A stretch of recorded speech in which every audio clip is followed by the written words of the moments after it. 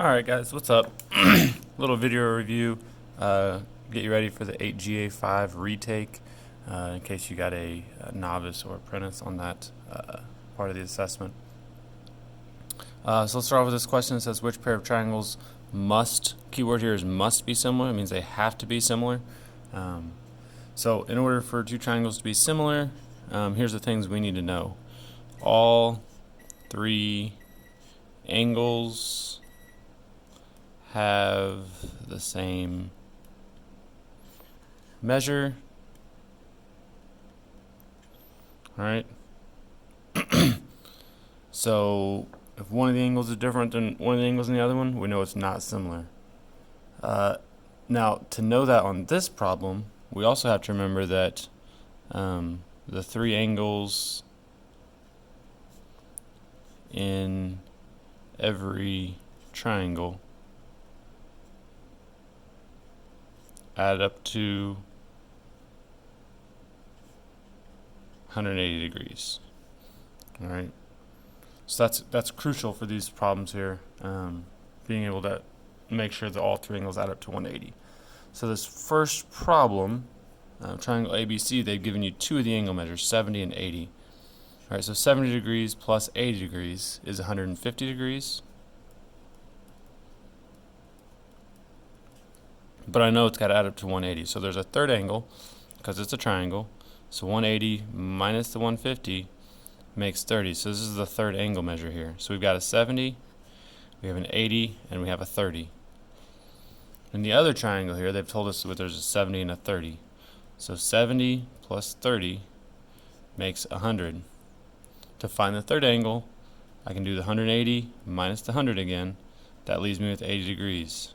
So again, I have a 70, a 30, and an 80. Since these three angles are the exact same, right, then I know they are similar. All right, because similar triangles, all three angles have the exact same measure. The triangles may be different sizes, but the angles are the same, so they're the same shape. They're similar. All right, so A is the correct answer on this one. We can talk about why the other ones are not. If we have an isosceles, a 40-degree angle, so I could have, here's two different examples of what I could have to know that they're not similar. I could have 40, 40, that makes 80, so I have a 100-degree angle with it. All right, if there's any other option to where I could have a triangle with different angle measures, I know it's not similar. So I could also have a 40 and then 70 and 70. All right, so if I had 40, 70, 70, that different angles, not similar.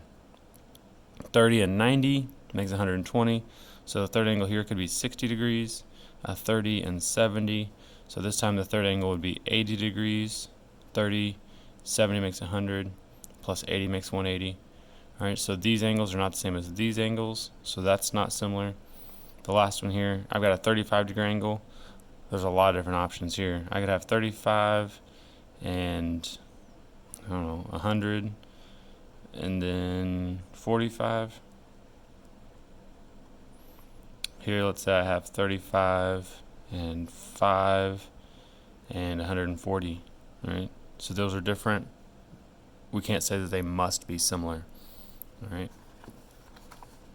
All right, next question over here. Talking about dilations, it says select all the true statements. All right, so dilations always decrease the size of figures. That's false, not true. I'm only selecting the true statements. We can't say they always decrease. Right? Sometimes they increase, sometimes they stay the same, depending on the scale factor. Dilations always change the measure of angles. No. You can say they never change the measure of angles.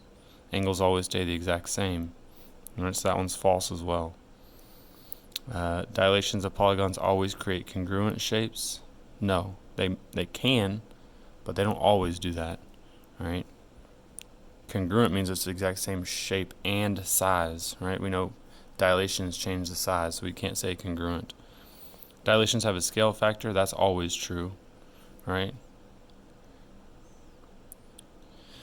Dilated angles are congruent to the original. Yes, the angles are congruent, right? The angles stay the exact same shape and size.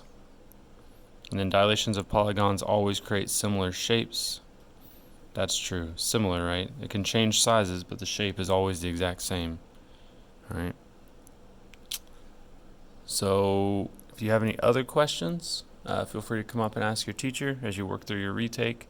Um, Outside of that, do your best, and hopefully we can get you up to proficient or distinguished on this CFA. Thanks.